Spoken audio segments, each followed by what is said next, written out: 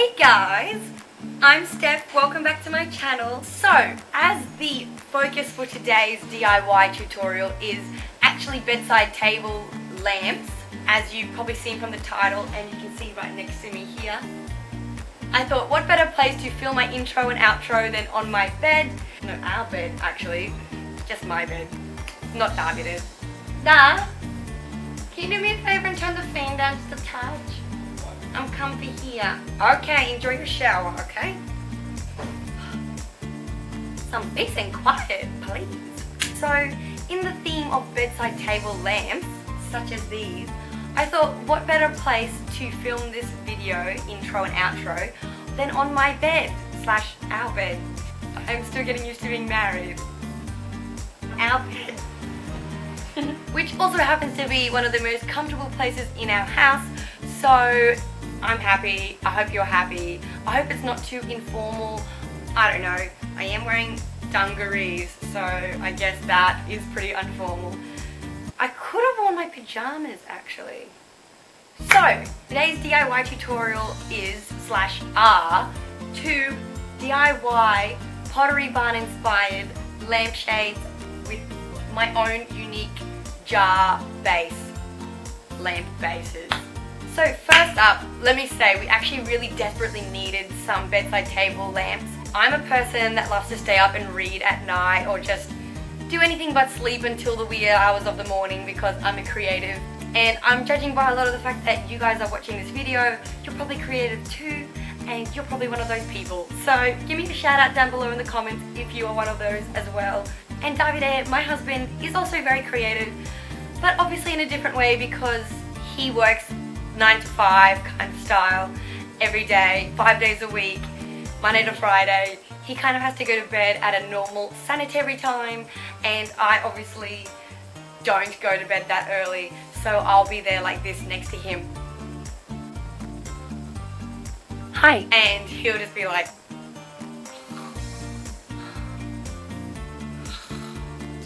so yeah, we really needed some table lamps so I could keep my little lamp on and he could not have his on and sleep, because before we were just obviously keeping on the down lights that are in the ceiling, and he was very kind and generous to me to let me do that.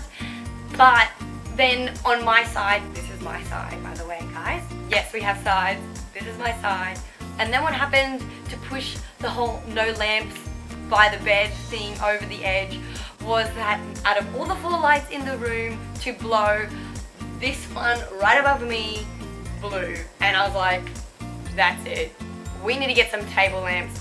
So for today's DIY tutorial, I've focused on some Pottery Barn lampshades that I actually fell in love with on Pinterest, and I don't even know how I stumbled upon them, but as soon as I saw them I fell in love with them. I will insert a pic now. I just love the texture of them, the uniqueness of them. I love that kind of linen weave, but it's a bit dirty and messy looking, and then I loved the little black lines around it, like almost a belt that was cinching it in at the waist. I don't know, I just thought it was a little bit farmhouse, but a little bit more refined, and I just really loved them. And I wanted to try and recreate them, so I went on a hunt and I found some lampshades. The best ones that I found near me were actually from Target. They were $10 each. I ended up having to get 2 different styles, but they are in the same fabric. But I ended up getting 2 because I couldn't find any 2 of the same style at any of the Targets that are actually here in Cairns, to which there are only 2 Targets anyway. But I still thought that they'd have a lot more in stock, but apparently not. So I actually looked at them together and I thought, it actually looked pretty good together still, and I am not a very matchy kind of person, and so I kind of thought I want to keep it a bit more rustic and a little bit more interesting in our master bedroom, as we are currently doing it up and redecorating it and restyling it. So the plan there was to kind of just improvise and be resourceful and get the 2 different styles. So I kind of embraced the difference and tried to make it work for me and try to be more resourceful, and I actually really liked the result in the end, and I kind of wouldn't change it now. I'd probably pick to have them both different in the end anyway, so yeah, I was pretty happy with that in the end. For the bases, I obviously just chose some vases that had a little metal lid. They've got this ribbed detail that goes all the way around the vase, and I just think that's a little bit, I don't know, farmhouse style as well, which I love. And I kind of just teamed these two together. I don't know if they really go together really well, but I think they look pretty cool. Let me know in the comments if you think so too. I was like scanning around, perusing the internet and the wide web for another like Pottery Barn inspired lampshade thing, and everything I could find was only on Pinterest and not on YouTube, so I thought I will make a video on it. And I was going to make a video anyway, let's be honest, but I felt even more inclined to make a DIY tutorial for y'all. So I hope you like it, and without any further ado and any further chit chat from me, because there can be a lot, I'll say let's get on to the tutorial. That way!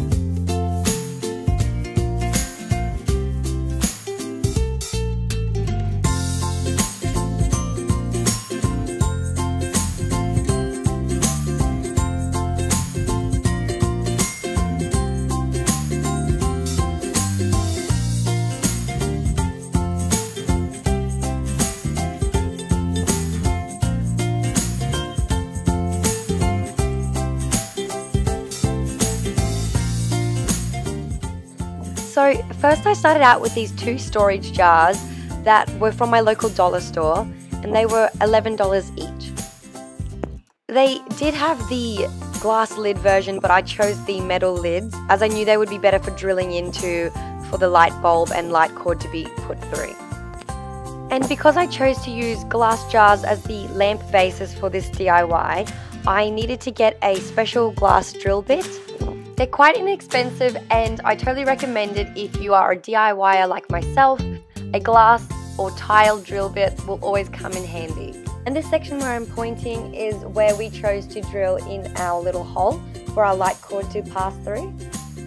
And it's also really important to remember to read all the instructions on the drill bit that you get, as most of the time, if not always, stone, glass and tile drill bits will always need running water applied to them as you are drilling through.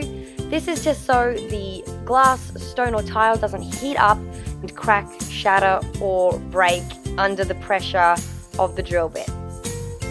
I also really recommend having someone there to help you hold the jar or get someone else to drill into the jar for you when you're doing this project. Even though the holes weren't perfect, it doesn't really matter. As long as it's just big enough to get the cord through, that's all that matters. And then we moved on to the metal drill bit.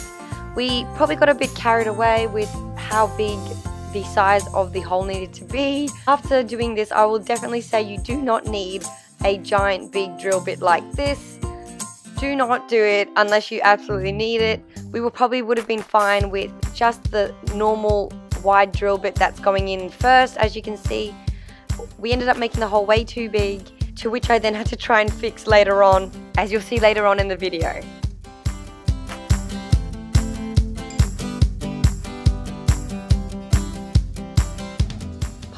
So for the electrical element part of this project, I wasn't able to find any lamp kits here in Australia. I think there's different electrical codes here than there are in America and other parts of the world. However, I had to be resourceful, and I took apart and recycled 2 secondhand lamps that I picked up for $15. And the great part about recycling things like this is that not only are they affordable, they were $7.50 each, I also get to keep the turned wood elements and the other lampshades for future projects. The only con to recycling lamps, I would say, is that you have to really be careful and pay attention. Everything was before you pulled it apart to ensure that you can put your lamp back together successfully and electrically sound. Now, remember when I said earlier on in the video about making the holes in the jar lids too big? Well, this is where these little cedar wood rings come in handy. And I just found these wooden rings in my local dollar store. Their usual purpose is for scented oil, however I just painted mine with some black acrylic paint and then simply hot glue gunned it on top of the giant hole in the lid of the jar. Which just goes to prove that there is always a resourceful way to fix your mistakes. So even though I made mine work for me in the end and I'm still impressed with how it turned out, I would just say to you guys, do not do a giant gaping hole in your jar lids from the start, as you only need a normal drill sized hole with enough room to fit your cord through. So once I finished fixing the giant holes in the lids, I then went on to feeding the cord through the hole that we made in the jar up through the top.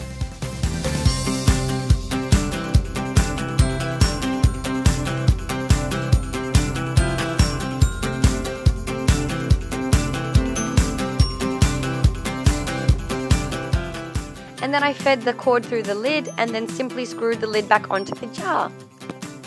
So this is the part where you're going to have to use your memory for when you took apart your lamp fixture originally.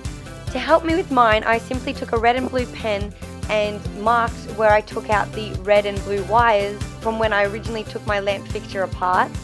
Please also keep in mind that each lamp fixture varies, especially in different countries.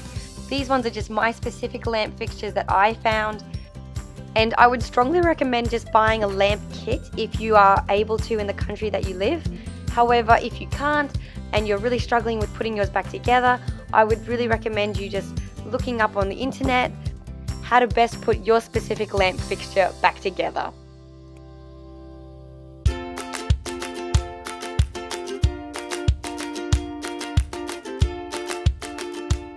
And now you'll see me popping on some hot glue to just secure the light fixture in place to help make sure it doesn't wobble around.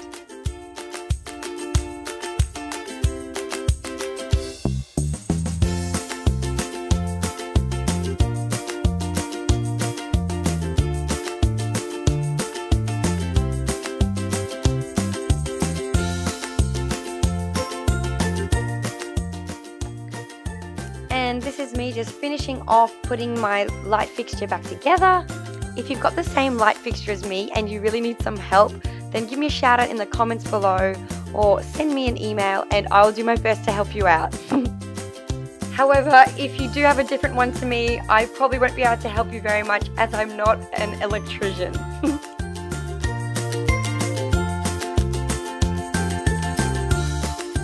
And voila! The light fixtures are finished. And now onto the less technical side of things, the lampshades. Yay!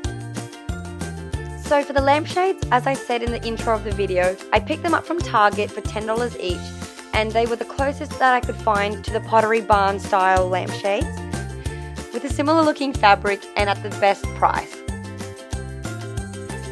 So to mimic the black lines that are found on the Pottery Barn lampshades, I started to rule out just the center and draw a line around the circumference of the lampshade, and then I measured out where I wanted the two smaller lines on either side of the center line with my ruler as well, and just filled in the blanks, all with pencil. Then to actually complete my lines, I took some black acrylic paint and then some normal standard paint brushes in the sizes of the lines that I wish to have.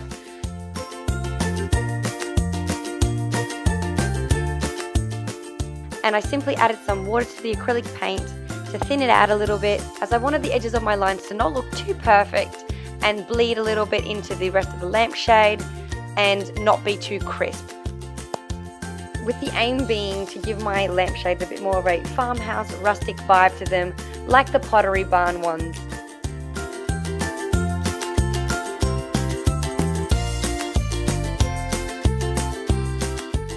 course, this method is totally optional. You could either use some masking tape to give a more crisp, refined edge to your lines, or if you wanted to make it really quick and simple with really crisp lines, you could just use some black ribbon. However, I chose to just go ahead and paint mine on instead.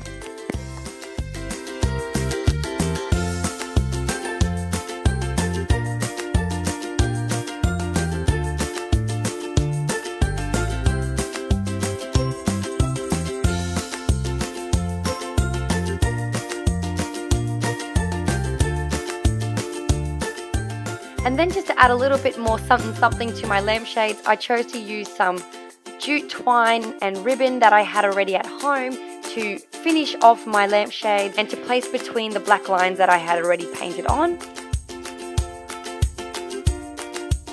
And to adhere the different ribbons and strings to my lampshades, I just started out using some basic fabric glue. However, I realized that it turned out really yellow. So after the two first ribbons I did, I then switched to some basic standard PVA/craft glue, which I know dries clear.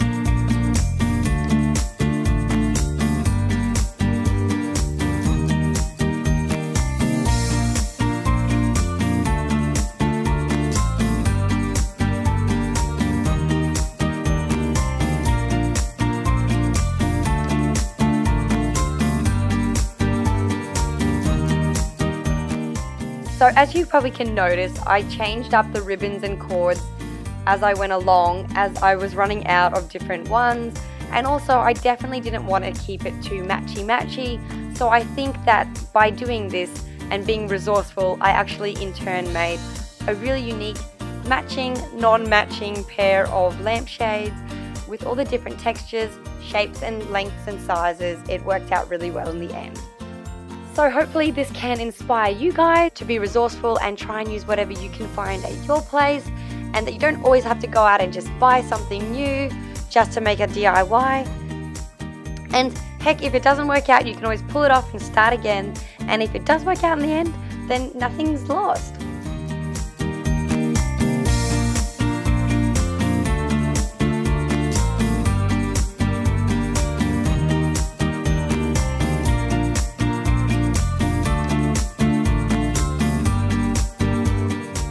So when I was finally happy and satisfied with gluing on all my ribbons and cords, I then wiped off the excess glue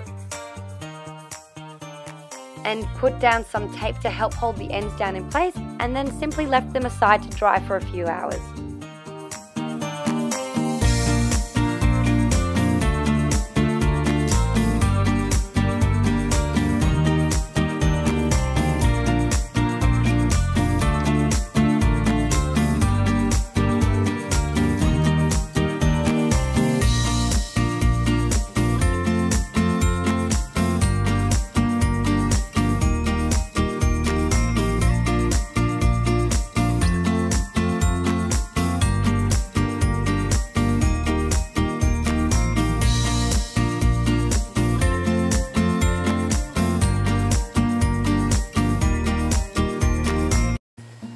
Have it, guys.